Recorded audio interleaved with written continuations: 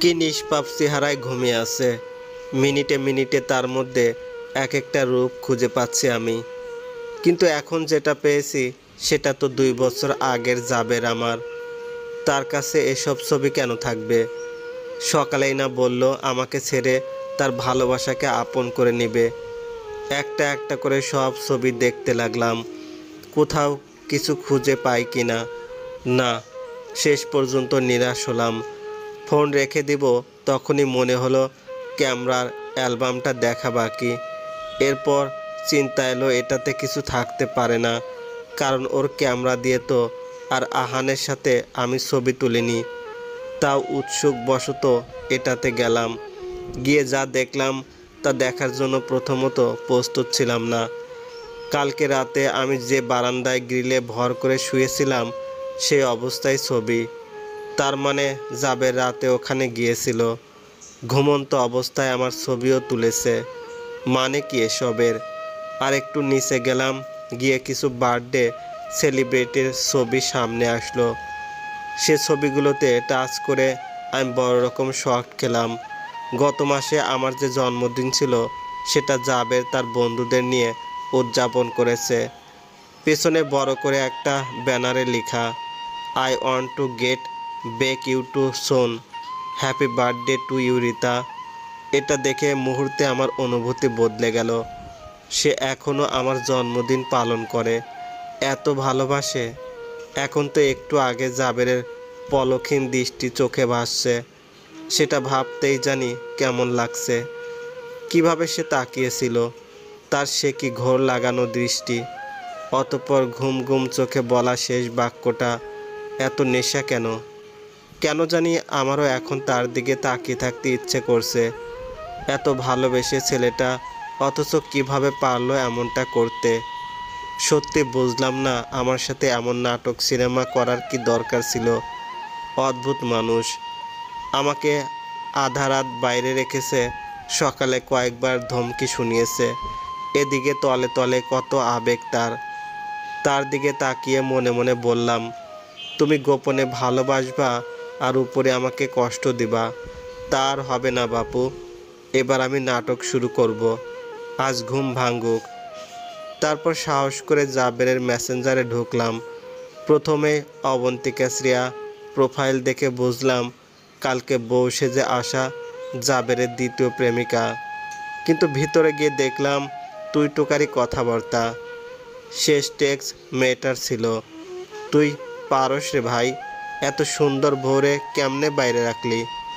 সেখানে জাবেরের কোনো রিপ্লাই নেই।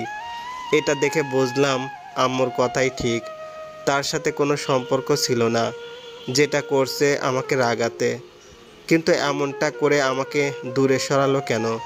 সে তো আমাকে ভালোবাসতো। এরপর গেলাম আহানের সাথে কি বলে দেখতে। সেখানেও দেখি আহান বলছে, ভাইরে যা হয়েছে সব এবার খুলে বল, বেশি অভিনয় করতে গেলে দেখবি আবার ফেঁসে গেছোস। এগুলো দেখে একটা স্বস্তির হাসি হাসলাম। যাক, এবার নিশ্চিন্ত হলাম।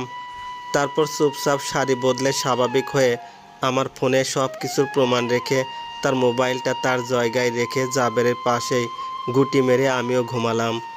আমার ঘুমের নিয়ম বড় অদ্ভুত, যত বেশি ঘুমাবো তত বেশি ঘুমে ধরবে। দুপুরে দিকে আম্মুর ডাকাডাকিতে উঠে বসলাম। এখনও জাবের ঘুমাচ্ছে। আম্মু ফ্রেশ হয়ে খেতে ডাকছে। এখন আমি কি করব? জাবেরে ঘুম ভাঙবো কিভাবে? এদিকে আম্মু তাড়াতাড়ি না গেলে বকা দিবে। কয়েকবার ডাকলাম, কিন্তু এটা যে কুম্ভকর্ণের ঘুম, যার জন্য আমি দায়ী। তারপর ঝাঁকালাম, এবারও উঠছে না। শেষে টেনে বসানোর চেষ্টা করলাম। অতপর জাবের চোখ খুলে জিজ্ঞাসা করলো, কি হয়েছে, ডাকছো কেন? ঘুমাতে দাও। আম্মু ডাকছে, উঠেন না প্লিজ, উঠে ফ্রেশ হয়ে খেতে হবে, দুপুর হয়ে গেছে। না, আমি আরও ঘুমাবো, আসো তুমিও ঘুমাও বলে আমার হাত ধরে আবার শুয়ে পড়ল। হাত টেনে টুনে ছাড়িয়ে জগ থেকে পানি ছিটিয়ে দিলাম। বেচারা পানি মুছে আবার ঘুমিয়ে গেল। এখন আর কোনো উপায় না পেয়ে আমি গেলাম তার কাছে। আমার মুখ তার মুখ বরাবর নিয়ে হাত দিয়ে দুই গালে জাকিয়ে ডাকলাম, কিন্তু সে উমুম করে আবারও সেই ঘুম। এরপর আস্তে করে তার চোখের উপরে আমার ঠোঁট ছোঁয়ালাম। তৎক্ষণাৎ সে তড়িঘড়ি করে চোখ খুলল। আমি দ্রুত সরে গেলাম। আর জাবের উঠে বসে রাগী চেহারায় কিছু একটা বলতে যাবে, সেটার সুযোগ না দিয়েই আমি বললাম, আম্মু খেতে ডাকছে, জলদি আসেন, বলেই রুম থেকে বেরিয়ে গেলাম। একবারও ফিরে তাকালাম না। ভীষণ লজ্জা লাগছে। তবে জাবেরকে কিছু বলার সুযোগ দিলে জানি সে ওভার অ্যাক্টিং করবে, রাগ দেখাবে, ভাব করবে, সাথে ধমকাবে। আমি বাইরে যাওয়ার সাথে সাথেই নুহা আমার দিকে তাকিয়ে মিটমিট করে হাসছে। বুঝলাম না সে আমাকে হাসার কি পেল। মনে হয় সকালের সাজগোজের বিষয় নিয়ে হাসছে।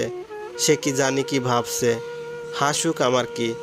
খাবার রেডি করার পর আম্মু বলল, সে আসছে না কেন, আবার ডাক দে। আমি ডাকতে পা বাড়াবো, তখনই দেখি জাবের আসতেছে।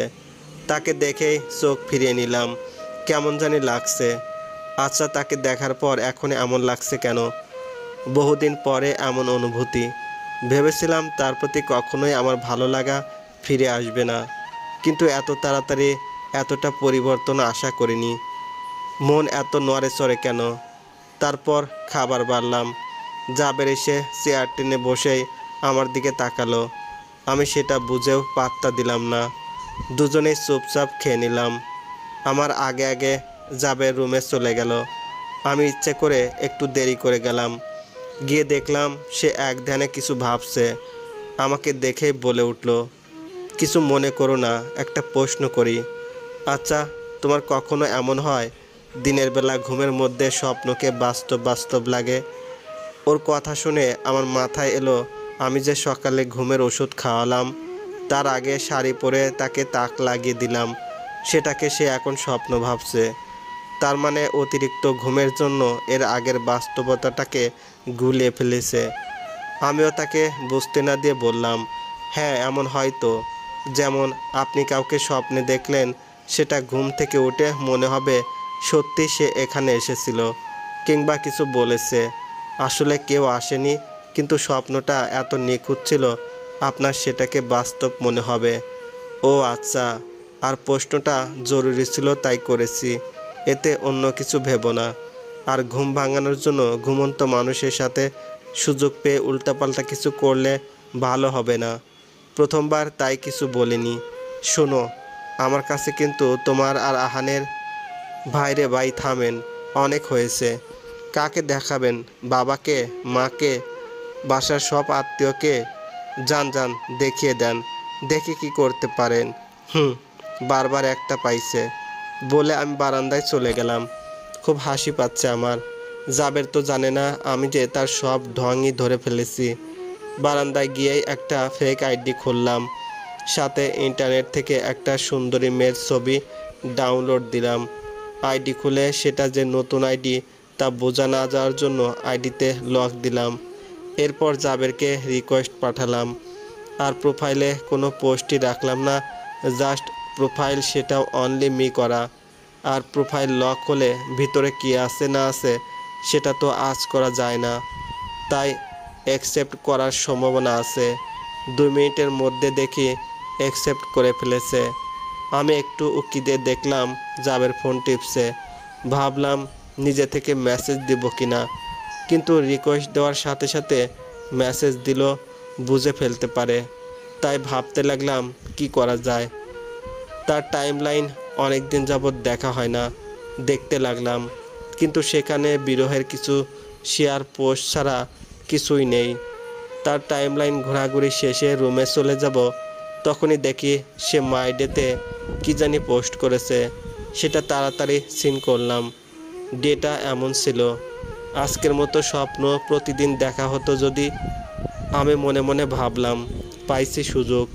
সাথে সাথে ডেতে রিপ্লাই দিলাম, কেমন স্বপ্ন। জাবের সাথে সাথে মেসেজটা সিন করলো, কিন্তু সাথে সাথে রিপ্লাই দিল না। মনে হয় আমার প্রোফাইল ঘুরে আসছে। সে বলল সেটা বলা যাবে না। কিন্তু আপনি কে? আপনার প্রোফাইলে তো কোনো পোস্টই নেই। যা ভেবেছিলাম তাই হয়েছে, সে আমার প্রোফাইলে ঘুরে আসছে। আমিও উত্তর আগে থেকে রেডি করে রেখেছিলাম। বললাম, আসলে আমার টাইমলাইনে পোস্ট টোস্ট করা ভালো লাগে না। প্রোফাইলে একটা ছবি দিয়েছি, এটাই যথেষ্ট। প্রোফাইলের ছবিটা আপনার? জি আমার। আপনি মাশাল্লাহ সুন্দরী। মেসেজটা দেখে রাগে ইচ্ছে করছিল ওর মাথাটা ফাটিয়ে ফেলি। রাগে হাত কাঁপছে। এরপরও রিপ্লাই দিলাম, আপনাকে দেখলে তো যে কেউ প্রথম দেখাতে প্রেমে পড়ে যাবে। আহা, আপনার চোখ যেন চুম্বকের মতো হৃদয়কে টানে। কি করছেন আপনি? এটা বলার পর দরজায় বাচ্চাদের চেঁচামেচি শুনে আমি ফোনটা লুকিয়ে গেলাম। গিয়ে দেখি সবাই পরিপাটি হয়ে দাঁড়িয়ে আছে। সবাই একসাথে তাড়া দিয়ে বলতে লাগলো, 5 মিনিটে তোমরা দুজন রেডি হয়ে আসো, আমরা ঘুরতে যাব। আমি পিছনে জাবেরের দিকে তাকালাম। সে মোবাইলে তাকিয়ে আছে। আমি আমার ফোনে তাকিয়ে দেখলাম সে 4টা মেসেজ পাঠিয়েছে। মেসেজ 1, আমাকে দেখলে প্রেমে পড়ার কথা এই প্রথম আপনার মুখে শুনলাম। মেসেজ 2, কি আর করব, একা মানুষ, বসে আপনার সাথে কথা বলছি, আপনি কি করছেন? মেসেজ 3, দুপুরে কি খেয়েছেন? মেসেজ 4, রিপ্লাই দিচ্ছেন না যে? আমি কোনোভাবে একটা রিপ্লাই দিলাম, আসলে খাইনি, আজকে দেরি হয়ে গেছে, আম্মু খাওয়ার জন্য ডাকছে। তারপর মোবাইলটা রেখে জাবেরকে বললাম, কি বলেছে শুনেছেন? বাইরে বেরোবে সবাই, তাড়াতাড়ি রেডি হন। জাবের মনে হয় এরপর আমার ফেক আইডিতে রিপ্লাই দিবে, আচ্ছা খেয়ে আসো, এমন টাইপের কিছু। যাচ্ছে দেখ, একটা আস্ত ফাজিল, মেয়ের আইডি দেখে কত রং ঢং করে কথা বলে। সব ঠিক হোক, এরপর বোঝাবো আপনাকে, এখন কিছু বলতে পারছি না। তারপর জাবের উঠে রেডি হতে লাগলো। আমার বেশিক্ষণ লাগেনি, কারণ বোরকা পরেছি আজ। তারপর সবাই মিলে গেলাম তিতাস নদীর পাড়ে। জাবের একটু দূরে দূরে হাঁটছে আর মোবাইল টিপছে। আমিও মোবাইলটা বের করে তার টেক্সটের রিপ্লাই দিতে লাগলাম। জাবের খুব কেয়ারফুল আর কি মধু মিশিয়ে কথা বলছে। এসব দেখে ইচ্ছে করছে ধাক্কা মেরে এই মুহূর্তে পানিতে কতক্ষণ চুবাই। এক ফাঁকে আমাকে জিজ্ঞেস করলো আমার বয়ফ্রেন্ড আছে কি না। আমি বললাম মনের মতো কাউকে এখনও পাইনি। ও মা, এটা বলার সঙ্গে সঙ্গে সে বলে, আই লাভ ইউ, আজকে থেকে আমরা দুজন সিঙ্গেল থাকবো না। এত থার্ড ক্লাস মানুষ জীবনেও দেখিনি। চিনে না জানে না আমি ছেলে নাকি মেয়ে, সেটারও প্রমাণ নেই, অথচ আই লাভ ইউ বলে বসে আছে। আল্লাহ, এই ছেলেকে বিশ্বাস করলে মরব। সে আরও কতজনের সাথে জানি সম্পর্ক করেছে আল্লাহ জানে, আরও জানি সামনে কত করবে। আমার জীবন তেনা তেনা করবে। রাগে আমি তার এই কথার কোনো জবাব দিলাম না। রাগে চেহারায় জাবেরের দিকে তাকালাম। সেও মোবাইলের ব্যস্ততার মধ্যে কিভাবে জানি একটু আড়চোখ হলো। তারপর আবার তার মেসেজ আসলো, যেখানে লেখা, এমন পেঁচামুখো হয়ে আছো কেন? আমি আবারও মেসেজটা পড়লাম, কি বলছে এসব? তারপর না বোঝার ইমোজি দিয়ে বললাম, মানে? তারপর সে বলল, মানে কিছুই না, তাড়াহুড়ো করে আইডি খুলতে গিয়ে নিজের নাম্বার হাইড করতে ভুলে গেছেন। এ আল্লাহ, লজ্জায় নিজের চোখ নিজেই দেখে ফেললাম। এত বড় ধরা খেলাম জাবেরের কাছে। এখন আমি মুখ দেখাবো কিভাবে? নিজের মাথায় নিজেরই চাপড়াইতে ইচ্ছে করছে। এমন গা দিয়ে আমি সবগুলো কাজ খুব যত্ন করে করেছিলাম, এমনকি ফ্রেন্ডও হাইড করেছিলাম, কিন্তু এটা করতে ভুলে গেছি। এখন কি করব আমি? ঠিক সেই সময় নোহা আমাকে ডাকলো। আমি জাবেরকে পিছন করে নোহার দিকে তাকালাম। বাতাসে তার সারা চুল উড়ছে। হাত নাড়িয়ে আমাকে বলতেছে, রীতা আপু, তোমরা দুজন দুদিকে কেন? ফুপি বলছে একসাথে হাঁটতে, তাড়াতাড়ি দুলাভাইয়ের কাছে যাও। ও আল্লাহ, যেখানে বাঘের ভয় সেখানেই সন্ধে হয়। আমি তো ওর দিকে এখন তাকাতেই পারবো না। এখন কি করি? এতক্ষণ মুখোশ লাগানো ছিল না। একটা পিন করে মুখোশটা পরে জাবেরের দিকে তাকালাম। সে এক হাত পেটের উপরে রেখে আরেক হাত সেটার উপরে ভর করে নিজের থুতনিতে হাত বুলাচ্ছে আর সামনে তাকিয়ে আছে। যাক, আমি তাহলে আস্তে আস্তে ওনার পিছনে যাই, না হলে আম্মু বকা দিবে। উনি যদি কিছু বলে তাহলে শুনি নাই ভান করে থাকবো। হাত দিয়ে একবার পরখ করে নিলাম মুখোশ লাগানো ঠিক আছে কিনা, কিন্তু এভাবে স্বাভাবিক অবস্থায় যেতে আরও বেশি লজ্জা লাগছে। এমনি এমনি ফোনটা কানে দিয়ে মিনমিন করে এগোচ্ছি। আসলে কিছু বলছি না, জাবেরকেই বকতেছি। তারপর যখন তার কাছে গেলাম, তার ডান পাশে দাঁড়ালাম আর আমার ডান পাশের কানে মোবাইল ধরে আছি। এখন সে আমার কথা শুনতে পাবে, তাই আমি জোরে জোরে ফোনে বলতে লাগলাম, শোনো না, আমি তোমার সাথে পরে কথা বলবো, আর বাসায় গিয়ে ভিডিও কল দিব, বুঝছো? এখন আমার পাশে মানুষ আছে, তাই কথা বলতে পারছি না। তখনই জাবের ভ্রু তুলে আমার দিকে তাকালো, একটা মুচকি হাসি দিয়ে বলল, অযথা কথা বন্ধ করে কলটা এখন রিসিভ করেন, কেউ ফোন দিচ্ছে। আমি অবাক হয়ে ফোনে তাকালাম, দেখি আম্মু ফোন দিছে। ফোন ডান পাশে থাকার জন্য কলিং হওয়ার সাথে সাথে ব্রাইটনেস জাবের দেখতে পেয়েছে। এদিকে মোবাইল সাইলেন্ট হওয়ায় আমি টের পাইনি। ওহ নো, আবারও ধরা। এখন আম্মুর ফোন আসতে হলো। ফোন রিসিভ করলাম, আম্মু বলতেছে, শোন, তোর বাবা বাসায় একলা, আমরা চলে যাচ্ছি। তুই আর জাবের ঘোরাঘুরি শেষে বাইরে নাস্তা করে সন্ধ্যার আগে বাসায় চলে আসিস।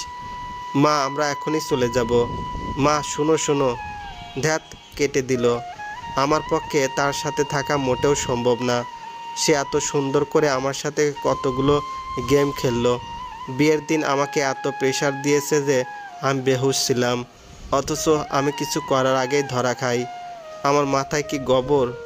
যা হবার হয়েছে। এখন থেকে যা করার খুব ভেবেচিন্তে করব, আর ধরা পড়া যাবে না। কিন্তু এখন জাবেরকে কিছু একটা বলতে হবে, না হলে কথা বলার অবস্থাটাও নেই আমার। গলা ঝাঁকিয়ে বললাম, আসলে আগের কলটা কখন কেটে গেছে খেয়াল করিনি। এরপরেই আম্মু ফোন দিয়েছে, আর আমি অযথা কথা বলবো কেন বলেন? আসলেই ফোন এসেছিল। অযথা ফেসবুক আইডি খুলতে পারলে এমনি এমনি কথাও বলা যায় বলেই তার চোখে মুখে আমাকে লজ্জা দেওয়ার পৈশাচিক হাসি। আমি মুখে হাত দিয়ে আবারও দেখলাম নেকাব ঠিক আছে কিনা। লজ্জাজনক মুখটা এই মুহূর্তে দেখছে না ভেবে একটা শান্তি পাচ্ছি। ভাগ্যিস বোরকা পরে আসছি আজ। তারপর দেখলাম একটা লোক পাড়ের দিকে নৌকা নিয়ে আসছে। আমাদের দেখেই বলল, স্যার, নৌকায় ঘুরবেন? প্রতি ঘন্টায় 100 টাকা। না, একা নৌকায় চড়তে ভালো লাগে না, আরেকদিন গার্লফ্রেন্ডকে নিয়ে আসবো। জাবের জোরে জোরে কথাগুলো বলল। আপনার পাশের ম্যাডাম তাহলে অন্য কেউ? আচ্ছা, তাইলে আরেকদিন আইসেন। আমি জাবেরের দিকে রেগে তাকালাম, কিন্তু এদিকে তার খেয়াল নেই।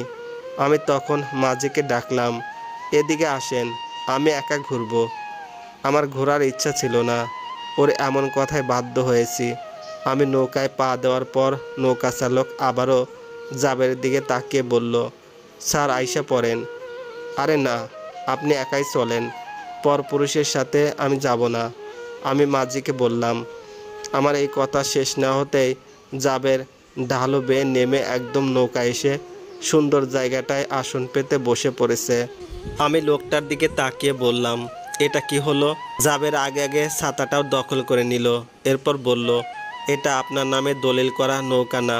পরপুরুষের সাথে না গেলে জামাই নিয়ে আসতে পারেন না। এখন আমার ইচ্ছে হয়েছে, সো আমি ঘুরবো।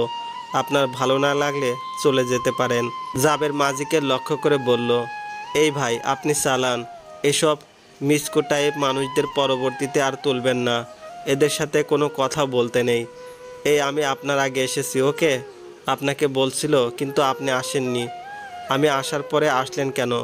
আপনি তো বড় মিসকু। আরে আপনারা থামুন, এমন করলে আমি চালাবো কিভাবে? উচ্চস্বরে মাঝি বলল। এখন দুজনেই চুপ।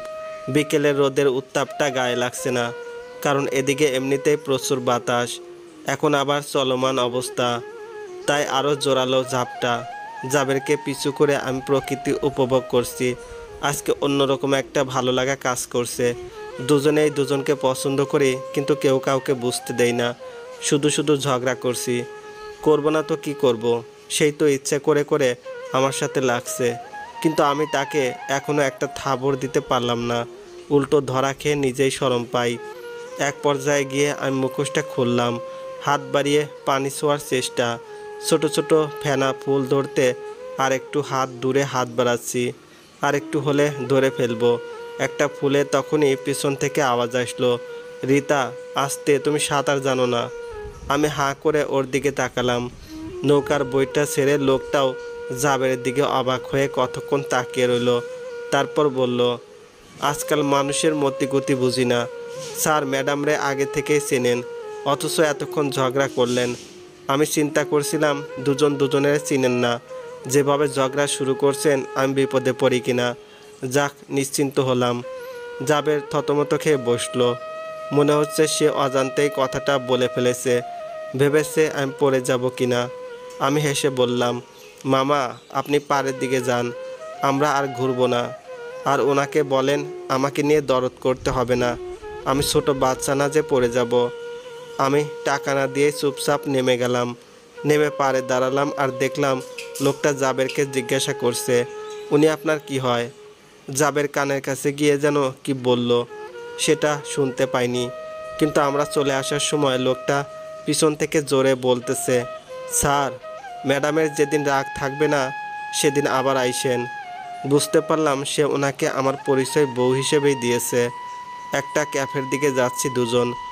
জাবের আমার সামনে সামনে যাচ্ছে। হঠাৎই মোবাইল বের করে ফোন লাগিয়ে বলল, কিরে আহান, তুই এদিকে আসছিস যেহেতু ক্যাফেতে চলে আয়, আমরা যাচ্ছি এখন। জাবেরের কথাকে ফাউল ভেবে হেসে উড়িয়ে দিলাম। আমি জানি আমাকে বিভ্রান্ত করতে সে আহানের নাম ধরে উল্টাপাল্টা কথা বলছে। আমরা দুজন এত মিথ্যা কথা বলতে পারি, আল্লাহ। অতঃপর দুজন গেলাম, গিয়ে একটা টেবিলে বসে জাবেরকে খাবার অর্ডার দিতে বললাম, কিন্তু জাবের এদিক ওদিক তাকাচ্ছে।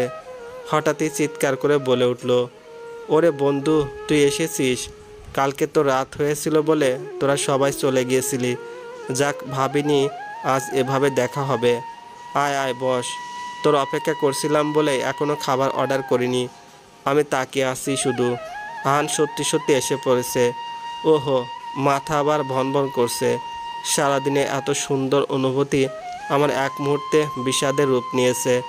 আমাদের দুজনের মধ্যেই তো সব কিছু এখন ঠিকঠাক, জাস্ট সরাসরি বলা বাকি। তাহলে জাবের আজকেই কেন আমাদের মধ্যে আহানকে আনতে গেল? এটা জাবেরের কেমন পরিকল্পনা? কেমন যেন একটা অন্যরকম ভয় আমাকে তাড়া করছে। কপালে মিহি ঘাম নিঃসৃত হচ্ছে। ঠিক সেই মুহূর্তেই জাবের বলতেছে, কিরে সে কোথায়? আমি আরও অবাক হলাম, সে আবার কে? আহান পিছনে তাকিয়ে বলল, ওয়াশরুমে গেল, এখনই আসবে, চল আমরা বসি। জাবের আমার পাশে আর আহান আমার বরাবর। অস্বস্তি লাগছে, সামনে তাকাতে পারছি না। নিচে নিজের পায়ের দিকে নজর করে কাঁচুমুচু হচ্ছে।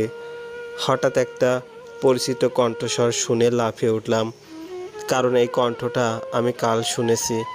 হ্যাঁ, এটাই সেই মেয়ে যাকে নিয়ে আমার এত প্রশ্ন। জাবেরের বন্ধু শ্রেয়া, যাকে আমি তার প্রেমিকা বলেই জানি। মেয়েটা এসে আহানের সাথে বসেছে আর হাত দিয়ে আহানের চুলের উপর হাত দিয়ে বলতেছে, এলোমেলো হয়ে আছে চুলগুলো, ওখান থেকে ঠিক করে আসতে পারতে। আহান মাথা পেতে দিয়ে হেসে বলতেছে, ঠিক করে দেওয়ার জন্য তুমি আসো না? আমি চোখ বড় বড় করে জাবেরের দিকে তাকালাম। জাবের আমার দিকে তাকিয়ে একগাল হাসলো। অদ্ভুত কাণ্ড কারখানা চলছে, আজব। মেয়ের বিহেভিয়ারে মনে হচ্ছে এই ছেলে তার জামাই। মনে মনে ভাবছিলাম আর মেয়েকে বকছিলাম। কিন্তু তখনই জাবের বলল, এই যে, এত ভাবতে হবে না, ওরা স্বামী স্ত্রী, কালকে বিয়ে করেছে। আমি এটা ভাবছি জাবের কিভাবে জানলো, তার অনুমান এত করা, বাব্বা। কিন্তু এখন আমি আরও ঘোর পেঁচে পড়ে গেলাম। আম্মু তো বলল কালকে আমাদের দুজনের বিয়ে হয়েছে, আমাদের বাড়িতে অন্য কারো বিয়ে হয়নি। আর সকালে জাবের ফোনে কথা বলছিল আহানের সাথে, সেখানে বলছিল, ওরে আহাইনা, এত চিন্তা করতে হবে না, তোর ভালোবাসা তোর কাছেই ফিরিয়ে দিব। ওর চেহারাটা দেখতে হচ্ছে বলেই আমার গা জ্বলে যাচ্ছে। কুল ম্যান, তোর ভালোবাসার মানুষকে তুই তাড়াতাড়ি পেয়ে যাবি, আর আমি আপন করে নেব আমার ভালোবাসাকে। অথচ আহান কাল বিয়ে করে ফেলেছিল, তাহলে জাবের এসব বলছিল কেন?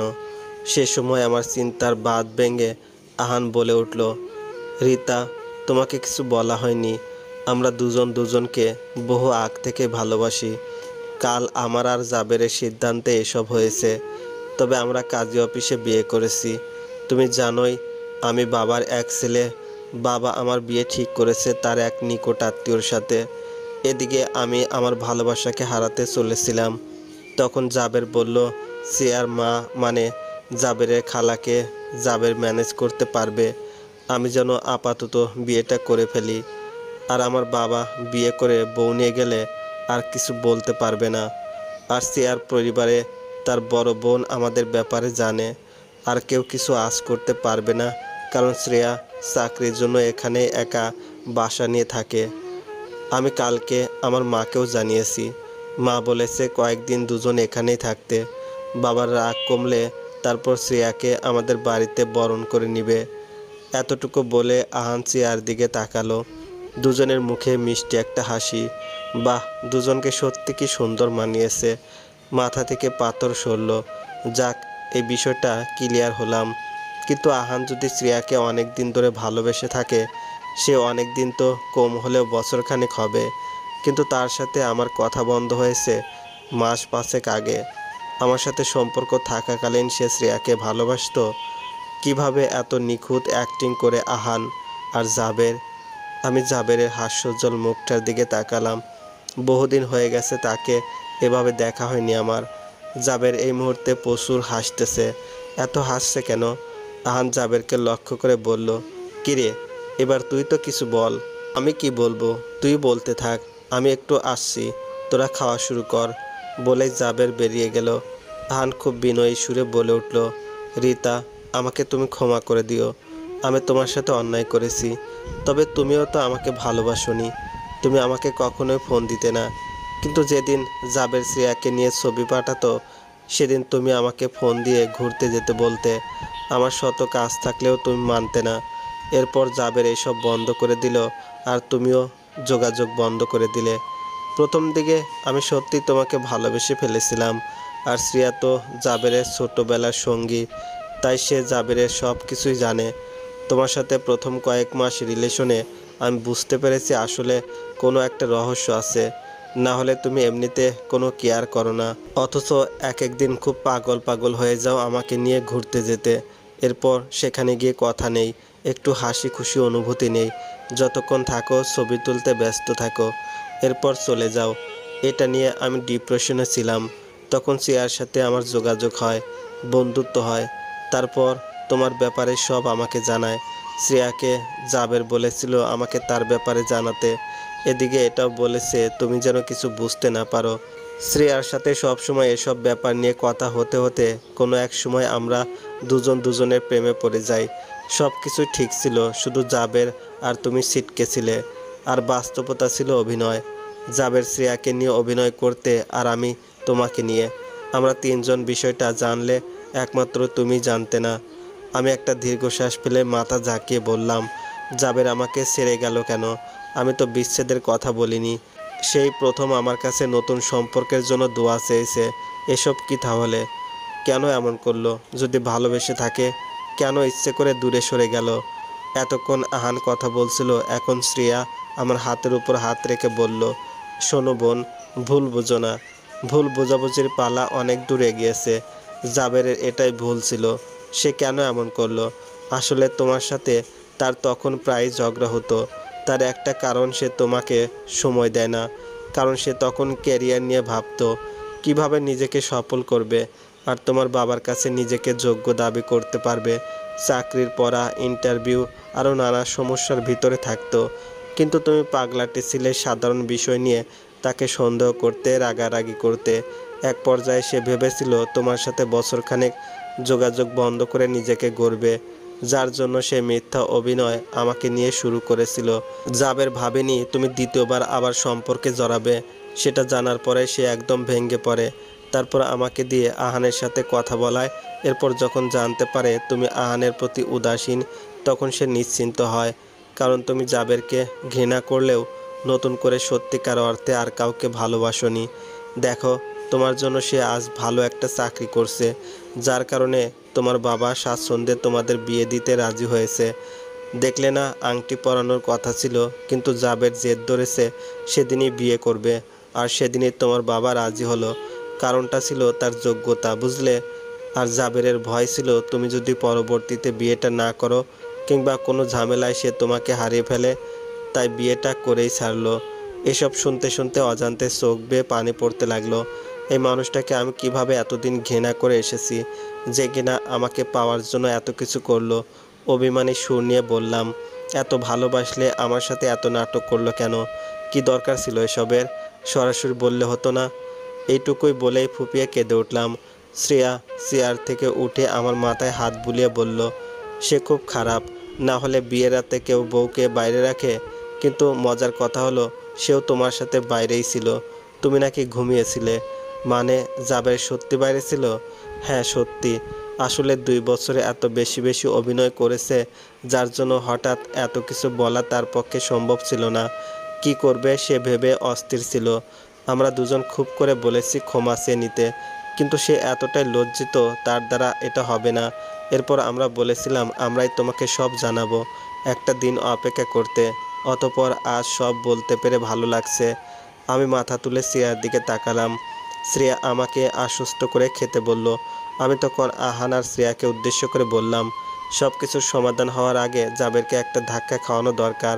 আমার সাথে এত কিছু করেছে, আমি তো এমনি এমনি মাফ করে দিতে পারি না। শ্রেয়া হেসে বলল, এবার আমরা দুজন তোমার দলে, তাকে নাকানি চুবানি দিব একটা। এটুকু বলার সাথে সাথে জাবেরের প্রবেশ।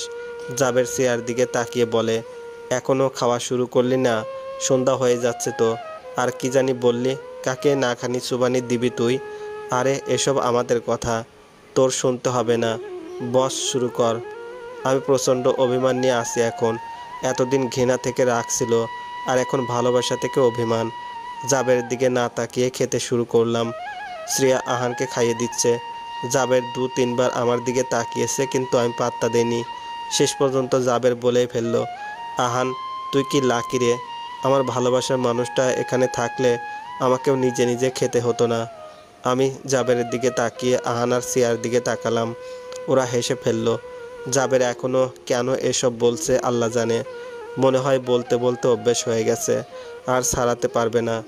এখনও সে স্বীকার করতে চাচ্ছে তার আরেকটা গার্লফ্রেন্ড আছে। সে থাকলে তাকে এখন খাইয়ে দিত। আমি হাসছি।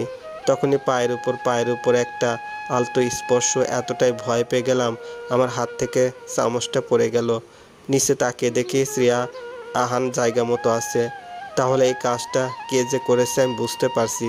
সেটা ভুলবশত নয়, ইচ্ছে করেই করেছে। আমি খাইয়ে দেই কিনা এই আশায়।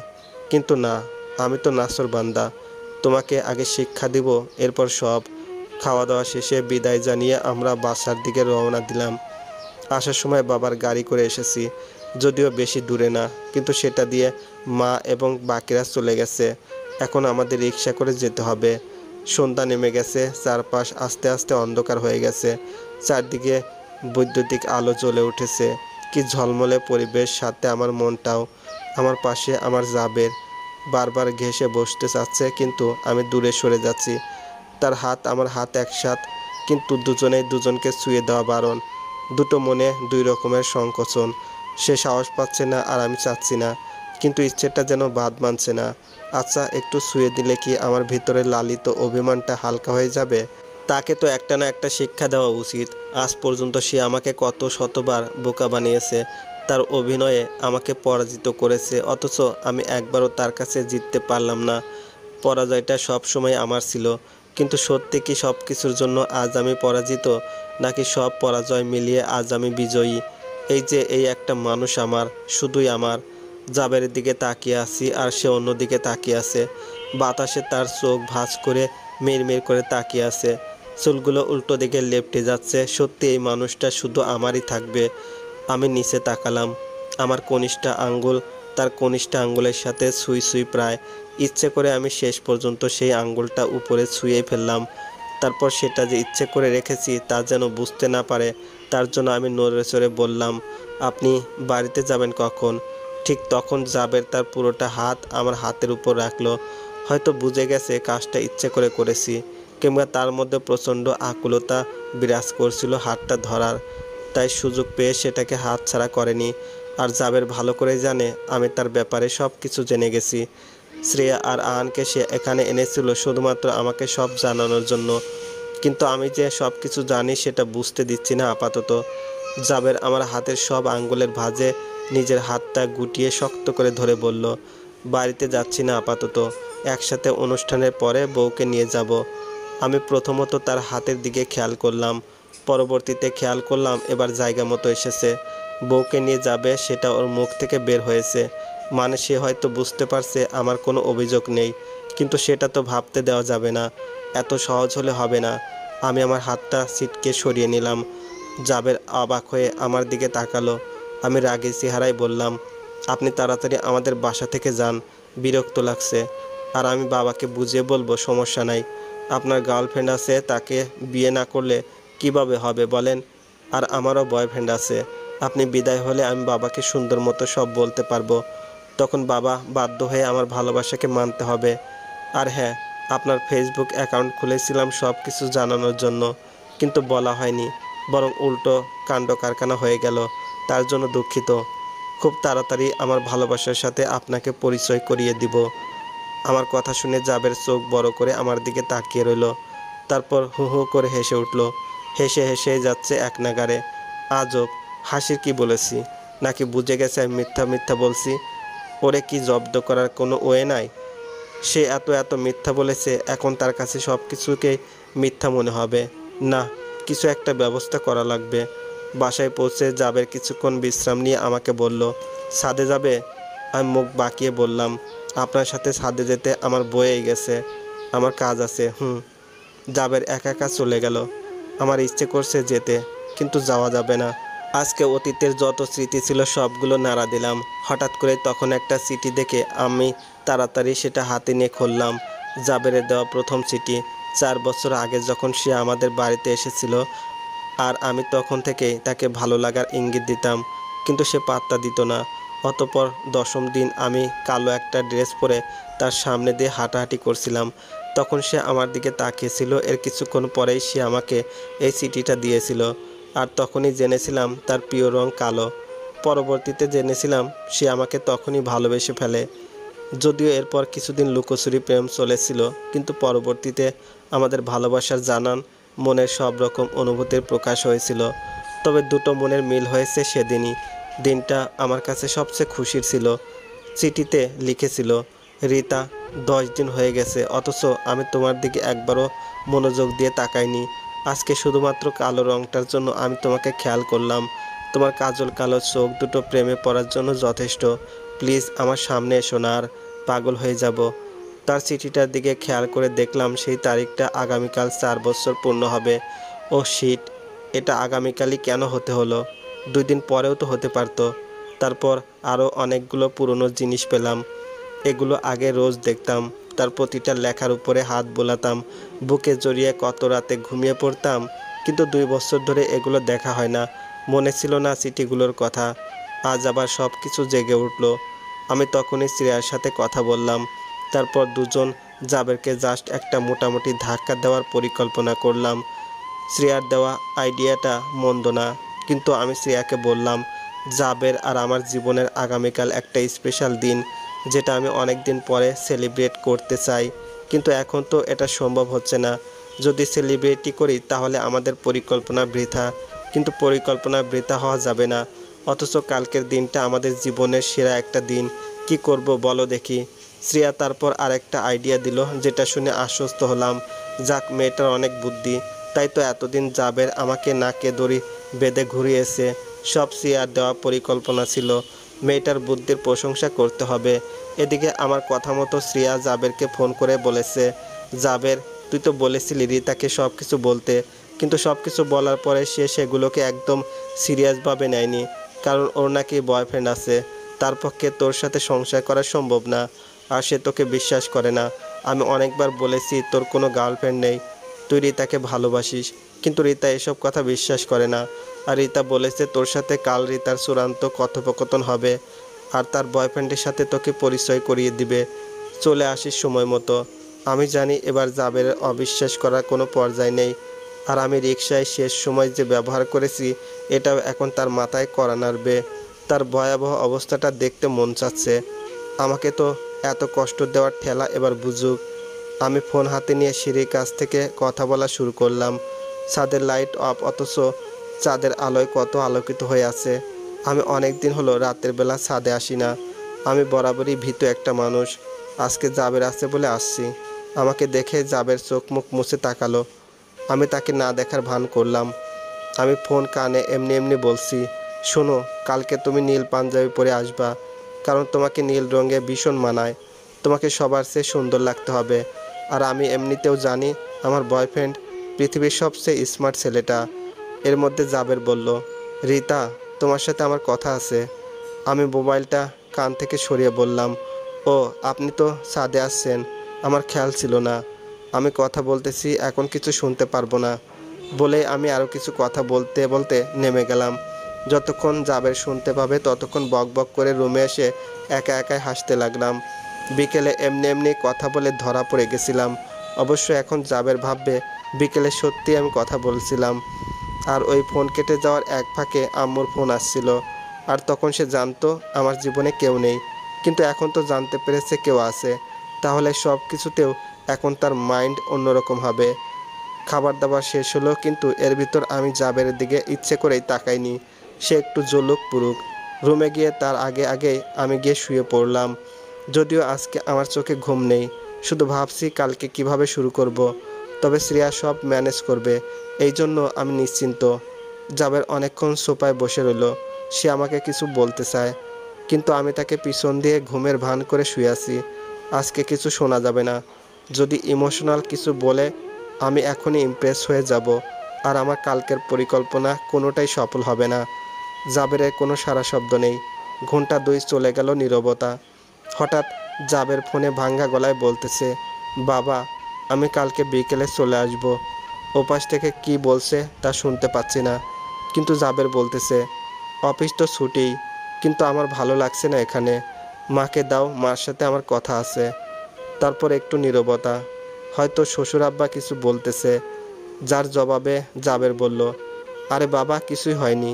রিতার সাথে ঝামেলা হবে কেন? মা ঘুমিয়ে গেলে আমি রাখছি, কালকে আসবো। যাক, তাহলে জাবের সত্যিই সিরিয়াস। দেখো কেমন লাগে। আমাকে খুব কষ্ট দিয়েছে। ভালোবাসার মানুষকে কষ্ট দেওয়ার সামান্য ফল এটা।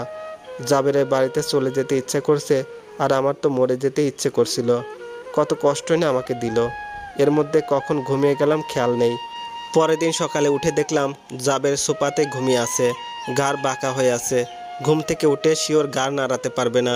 কালকে আমি এই সিচুয়েশনে ছিলাম, আর আজকে জাবের এভাবে আছে। এই দিকটায় দুজন সমান হলাম, আজকে তো আরও সমান হবে। জাস্ট অপেক্ষা। জাবেরকে আমি ডাকলাম না, ঘুমিয়ে থাকুক সে। আমি ফ্রেশ হয়ে নাস্তা করে নিলাম। তারপর শ্রেয়াকে ফোন করে জেনে নিলাম সব কিছু ঠিকঠাকভাবে তৈরি করছে কিনা। শ্রেয়া জানালো সে এখন থেকে সব রেডি করে রাখতেছে। আমি মনে মনে সব সংলাপ এবং অ্যাক্টিং গুছিয়ে রাখছিলাম, কোনো ভুল হওয়া যাবে না। এদিকে জাবের এখনও ঘুমাচ্ছে। রাতে কখন ঘুমিয়েছিল আল্লাহ জানে, এখনও উঠতেছে না কেন। আর মা আমাকে বারবার বলতেছে জাবেরকে নাস্তা দিতে, কিন্তু সে তো ঘুমিয়ে আছে। হঠাৎ আমার মনে পড়ল কালকে তাকে কিভাবে জাগিয়েছিলাম। উফ, মনে হতে কেমন লজ্জা লাগছে। আজকে এটা করা যাবে না, তাহলে যে ধরা পড়ে যাব। এমনি কোনো কাজ ঠিক করে করতে পারি না। তারপর শ্রেয়ার সাথে আমার চললো ডেকোরেশন। সে আমাকে দেখাতে লাগলো কিভাবে কি করতে হবে। তার কাজে আমি মুগ্ধ প্রায়। গেলাম আম্মুর কাছে। আজকে আম্মুকে সব সত্যি কথা বলতে হবে। আম্মু সকালে সব কাজ শেষ করে মাত্র একটু অবসর হলো। আমাকে দেখে আম্মু বলল, রিতা, সরি রে, বিয়ের দিন এত ঝামেলা হয়েছে, তুই হয়তো আমার উপর রেগে আসিস। আসলে জাবের আমাদের সব জানিয়েছিল, তোকে জানানো বারণ ছিল। তুই শুনলে নাকি বিয়ে করতি না। আম্মুর কথা শুনে আমি রীতিমতো অবাক হলাম। আমি আম্মুকে সব বলতে এলাম, আর আম্মু ইতিহাস শুরু করলো। তার মানে উনি সবই জানেন। যাক, ভালোই হলো। এরপর আমি বললাম, আম্মু এসব রাখো, আমিও এখন সব জানি, কিন্তু জাবেরকে আজকে একটা সারপ্রাইজ দিব। তাই আমি আগে আগে যাব, আর পরে তুমি জাবেরকে বলে দিও আমি যেখানে গেছি সেখানে চলে যেতে। জাবেরকে তুই সারপ্রাইজ দিবি নাকি সে তোরে সারপ্রাইজ দিবে? সে দিবে মানে আমি দিব। আজ অবধি সেই সব চমক দেখিয়েছে, আজকে না হয় আমি দেখালাম। দেখা তাহলে। জাবের এখনও ওঠেনি? না, উঠিনি তো। আচ্ছা শোন, উঠলে তুই নিজ দায়িত্বে খাওয়াবি, কিন্তু আমি একটু শুব। আচ্ছা ঠিক আছে। আর আম্মু, আমি গেলাম। রুমে গিয়ে দেখলাম তিনি উঠেছেন। তারপর ডাকলাম তাড়াতাড়ি নাস্তা করতে।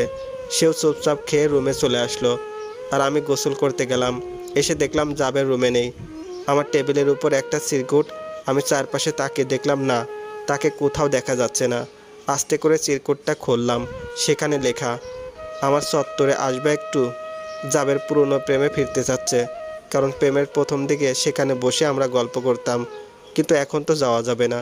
চিঠিটা দেখেনি এমন করে জায়গা মতো রেখে দিলাম। জাবের এতে আরও অবহেলা ফিল করবে।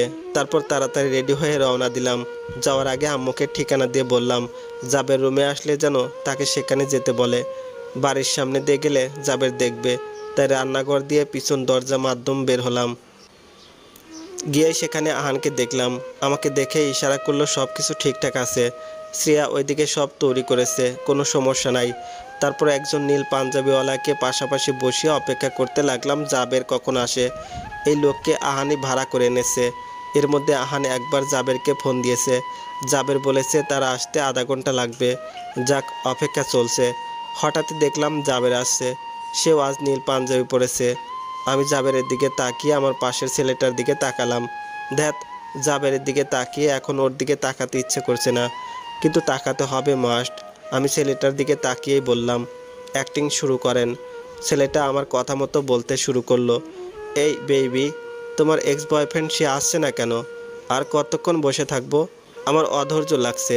তোমাকে বিয়ে করতে তার কাছে বলা লাগবে কেন? আজব। চলো আজই আমরা বিয়ে করে ফেলি। জাবের আমাদের দুজনকে দেখছে, আর ছেলেটা সব কথা শুনছে। কিছুক্ষণ দাঁড়িয়ে রইল। তারপর আমি তাকে শুনিয়ে বলতে লাগলাম, এই যে সে এসেছে, কথা বলো। জাবের কাঁদো কাঁদো চোখে আমাদের দিকে তাকিয়ে আছে। প্রচণ্ড রাগও দেখা যাচ্ছে। আল্লাহ জানে কি না কি বলে বসে।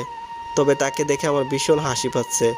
নিজেকে কোনোভাবে কন্ট্রোল করলাম, কিন্তু আমার ধারণা ভেঙে দিয়ে জাবের বলল, সুখে থাকো রিতা, আমি চলে যাচ্ছি। তখন ছেলেটা বলে উঠল, আরে ভাই, আপনার সাথে কথা ছিল, আমি রিতাকে আজকে বিয়ে করব। তার জন্য তো আপনাকে দরকার। ভাই, আপনারে দিয়ে দিলাম, যান বিয়ে করেন গিয়ে। কেউ কিছু বললে জানিয়েন, ওকে? বলেই হনহন করে জাবের চলে গেল। আমি ভেবেছিলাম সে আবার রিয়েক্ট করবে, কিন্তু কম রিয়েক্ট করলেই কি। আমি জানি তার কলিজাটা মনে হয় ফেটে যাচ্ছে। বুঝুক এবার মজা। তার দিকে তাকিয়ে মিনমিন করে বললাম, বেশি না, মাত্র একটু সহ্য করো, আমি আসছি। এমনিতেও তোমাকে বেশিক্ষণ কষ্ট দিতে পারবো না, আমারও যে কষ্ট হয়। এদিকে আহানকে ইশারা করলাম জাবেরকে নিয়ে যেতে। আহান দৌড়ে জাবেরের পিছনে পিছনে গেল। তারপর আমি ছেলেটাকে তার কথা মতো পাওনা বুঝিয়ে দিয়ে তাড়াতাড়ি একটা রিক্সা করে শ্রেয়াদের বাসার উদ্দেশ্যে রওনা দিলাম। গিয়ে দেখি শ্রেয়ার বাসার সামনের দরজাটা জাস্ট খোলা, বাকি সব বন্ধ। আমি শ্রেয়াকে ডাকলাম। শ্রেয়া ভিতর থেকে জবাব দিল, রিতা, তুমি বাথরুমে গিয়ে তাড়াতাড়ি তৈরি হও। আহান মনে হয় জাবেরকে নিয়ে এখনই চলে আসবে। আমি তার কথা মতো তাড়াতাড়ি করে তৈরি হতে লাগলাম। 4 বছর আগে চিঠিতে লিখেছিল আমাকে কালো ড্রেসে দেখলে সে পাগল হয়ে যায়। সেটা কালকেও হয়েছিল, আবার আজকেও হবে। 10 মিনিটে আমি একদম পাক্কা তৈরি হয়ে শ্রেয়ার রুমের দরজায় নক করলাম, কিন্তু দরজা খুলছে না। উফ, দরজা খুলছে না কেন? আমি বারবার পিছনে তাকাতে লাগলাম, জাবেরের মধ্যে এসে পড়লে কি হবে। ও আল্লাহ! শ্রেয়া, তাড়াতাড়ি দরজা খোলো। আমি পিছনে তাকালাম, তখনই দরজা খুলে গেল, আর আমার সারা শরীরে গোলাপের পাপড়ি পড়ছে। আমি অবাক হয়ে শ্রেয়ার দিকে তাকিয়ে বললাম, এসব কি শ্রেয়া? জাবের আসলে এটা হওয়ার কথা। পুরোটা বলতে পারলাম না। আমি কিছুক্ষণের জন্য স্তব্ধ হয়ে গেলাম। আমার সামনে হাঁটু গেড়ে হাতে এতগুলো গোলাপ নিয়ে জাবের। বুঝতে পারছি না কি হওয়ার কথা ছিল আর কি হলো। আমি শ্রেয়া আর আহানের দিকে তাকালাম। তারা হাসছে, মানে এরা দুজন আমার সাথে বেইমানি করলো। আমাকে বলে শেষ পর্যন্ত কিনা জাবেরের সাথে হাত মিলালো, আর আমি আবারও হেরে গেলাম। এদিকে জাবের বলতেছে, আমাদের ভালোবাসায় আর কত হিজিবিজি চলবে? এবার তো সব কিছুর সমাধান হোক। আমি শুধু তোমাকে ভালোবাসি রিতা, তুমি শুধুই আমার। জাবেরের মায়াভরা চোখের দিকে তাকিয়ে আমি যেন সব কিছু ভুলে গেলাম। আমার বুকে যেন একটা ধুকধুকানি শুরু হয়ে গেল, আর সেটা আমি স্পষ্ট শুনতে পাচ্ছি। আমি চোখের পানি ছেড়ে দিলাম। আচ্ছা, মান অভিমানের পালা এবার শেষ হলে দোষ নেই তো? কেন এত অস্থির হচ্ছি? এই মানুষটাকে তো আমি ভালোবাসি, কি দরকার অযথা কষ্ট দেওয়ার? আমি ফুলগুলো হাতে নিয়ে জাবেরকে জড়িয়ে ধরে হু হু করে কেঁদে ফেললাম। কতক্ষণ এভাবে ছিলাম মনে নেই। হঠাৎ দেখলাম আহান আর শ্রেয়া পিছনে হাসতেছে। আমি লজ্জায় লাল হয়ে গেলাম। এ আল্লাহ, তাদের সামনে এটা কি হলো? তারপর যখন সব কিছু স্বাভাবিক হলো, সবাই মিলে কেক কাটলাম। আমি শ্রেয়াকে বললাম, এটা ঠিক হয়নি। এই কথার জবাবে জাবের বলল, জিত আমারই সব সময়, কিন্তু প্রকৃত প্রাপ্যটা তোমার। শুধু তোমাকে পেতে এত পাগলামি। আর তোমার কি করে মনে হয় আমার দুজন বন্ধু আমাকে কষ্ট দেবে? আর যে ছেলেটাকে বয়ফ্রেন্ড সাজিয়ে এনেছো সে আমার কাজিন। ওরা সব সময় আমার, বুঝলে? আমার খারাপ সময়ে ওরা আমার পাশে ছিল, তাই ওদের স্থান আমার বুকে, তাই না? তাহলে আমার স্থান কোথায়? তোমার স্থান আমার কলিজায়। আমি লজ্জায় জাবেরের বুকে মুখ লুকালাম। না, এখন আর রাগ, অভিমান কিংবা প্রতিশোধের দরকার মনে হচ্ছে না। এমনিতেও আমি কেন যেন এই অল্প কষ্টটা দিতে গিয়েই নিজে কষ্ট পেয়েছি, যদিও সেটা দিতে পারিনি। মোট কথা, আমি কোনো কাজই ভালো করে করতে পারি না। তবে তাতে আর আমার আফসোস হচ্ছে না, কারণ আমি আমার ভালোবাসায় সার্থক। আমি বারবার হেরে গিয়েও জিতে গেছি। আজ থেকে আমরা দুজন, শুধুই দুজন, আর লুকোচুরি আর হিজিবিজি গল্পে নয়। আমাদের ভালোবাসা এখন থেকে চলবে প্রকাশ্যে। 20 বছর পর জাবের অফিস থেকে এসে খাবার খাচ্ছে। আমি পাশে বসে আছি। সে সময় আমার বড় ছেলে জিসান খুব পরিশ্রান্ত অবস্থায় সেখানে এসে বলতে লাগলো, মা মা তুমি কালকেই তোহাদের বাড়িতে আমার বিয়ের প্রস্তাব নিয়ে যাবে। জাবের জিজ্ঞেস করলো, কিরে তোহাকে? বাবা, তোহা আমার ভালোবাসা। আমি তাকে 2 বছর ধরে মনে প্রাণে ভালোবাসি, কিন্তু কিছুদিন আগে তাকে আমি এক ছেলের সাথে বসে কথা বলতে দেখেছি। প্রায় ওর ফোন ওয়েটিং পাই। তারপর আমিও ওরে দেখিয়ে একটা মেয়ের সঙ্গে এরকম শুরু করি। পরে জানতে পারি আসলে ওর তেমন কোনো রিলেশন নেই কারোর সাথে, কিন্তু সে আমার উপর রেগে আছে। তাই তার বাবা মার কথা মতো বিয়ে করতে রাজি হয়ে গেছে। আমি তাদের বাসায় গিয়ে ক্ষমা চাইতে চেয়েছি, কিন্তু সে সুযোগ দেয়নি। বাধ্য হয়ে আমি ওর হবু জামাইকে আমার এক বন্ধুর বাসায় বেঁধে রেখেছি। বাবা, তুমি আর মা কালকেই তাদের বাড়িতে বিয়ের প্রস্তাব নিয়ে যাবে। আমি জিসানকে জিজ্ঞাসা করলাম, কিরে তোর বয়স কত? জিসান রাগে চেহারায় জবাব দিল, অত শত বুঝি না, আমি চাই কালকেই তোমরা যাবে। আমি এখানে বিয়ে না করলে মরে যাব। বিয়ের পরে আমি তোহাকে ম্যানেজ করে নেব, সমস্যা নাই, কিন্তু বিয়েটা আমার তার সাথেই হওয়া চাই। বলে জিসান ফুসফুস করতে করতে চলে গেল। আমি জাবেরের দিকে তাকিয়ে বললাম, ওগো এসব কি বলছে আমার ছেলে? জাবের খাওয়ার মধ্যে হেসে উঠল আর বলল, শোনো, ছেলেটা তোমার নয়, ছেলেটা আমার। মনে পড়ে 20 বছর আগের কথা। জাবেরের কথা শুনে আমি হাসবো নাকি কাঁদবো বুঝতে পারছি না। এ খোদা, আমার ছেলে এখন কেমন গল্প শুরু করতে যাচ্ছে।